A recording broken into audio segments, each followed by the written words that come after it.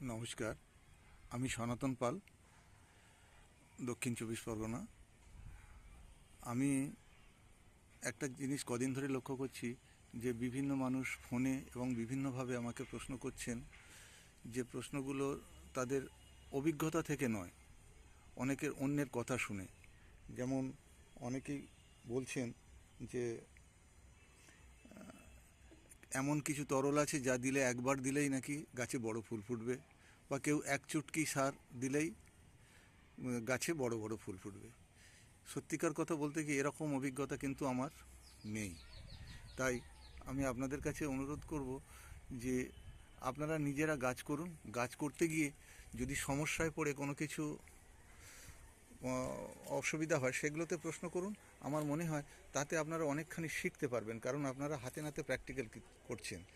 আর অন্যদের কথা শুনে যদি এইভাবে প্রশ্ন করেন, তাতে কিন্তু আমার এই ধরনের, সত্যিকার কথা, কোনো ম্যাজিক্যাল তরল বা ম্যাজিক সার এরকম আমার জানা নেই। আমাকে কষ্ট করে গাছ করতে হয়, আমি এমনি সাধারণ সার দিয়েই গাছ করি। যাই হোক, এগুলো অন্যদের কথা নিয়ে আমি আলোচনা এখানে করব না। তবে বিভিন্ন মানুষের গাছ করার ধরন ভিন্ন ধরনের। আমি আমার মতো করে গাছ করি। আমি আমার গাছের সুবিধার্থে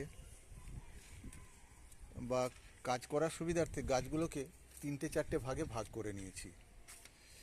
এই যে গাছগুলো দেখছেন, এই গাছগুলোর বয়স মোটামুটি, আমি একটু কাছ থেকেই দেখাচ্ছি, এই গাছগুলোর বয়স আছে 8 থেকে 20 দিনের মতো। আর এইটাকে আমি গাছের প্রথম স্তর ধরে নেব।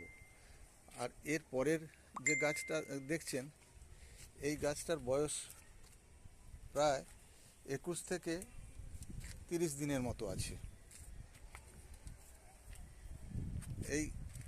এইটাকে আমি দ্বিতীয় স্তর হিসেবে ধরে নিচ্ছি।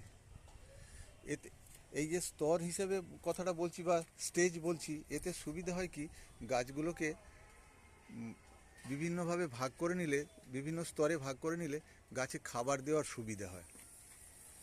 আর এর পরের যে স্তরটা আমি দেখাবো বা ভাগটাকে আমি দেখাচ্ছি, সেটা হলো এইটা মোটামুটি এই গাছগুলোর বয়স প্রায় ধরুন 21 থেকে প্রায় 42 বা 45 দিনের মতো হয়েছে। গাছগুলো দেখুন। আর এর পরে যে গাছগুলোর কথায় আসছি, এই গাছগুলোর বয়স, এগুলো প্রায় 45 থেকে 60 দিনের গাছ। এতে প্রায় কুঁড়ি আসতে শুরু হয়ে গেছে।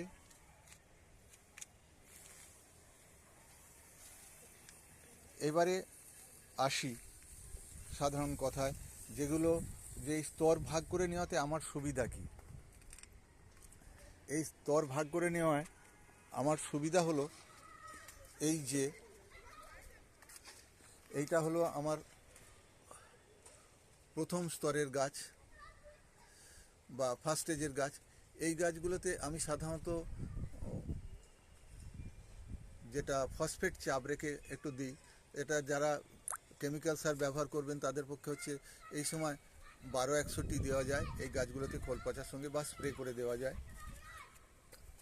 আর বাকি অন্যান্য যে সমস্ত পরিচর্যাগুলো চলবে, সেগুলো অ্যাজ ইউজুয়াল চলতে থাকবে।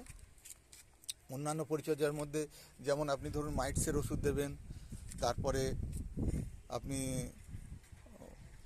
ফাঙ্গাসাইড দেবেন, এবং লেদা পোকার জন্য সাইপারমেথ্রিন গ্রুপের ওষুধ দেবেন, এগুলো চলবে।